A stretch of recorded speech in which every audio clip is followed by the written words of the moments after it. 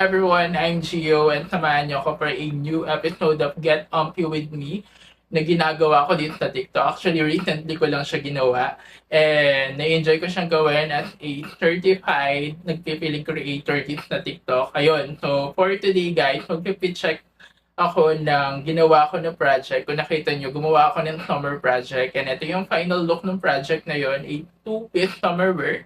Ito yung top part, a bralette na puff sleeve siya for a girl look. And ito naman yung lower part, a double layered gathering skirt. And ayun, sabihin ko na yung pagpipit na itong project na to. Ito yung top part nung project na ginawa ko.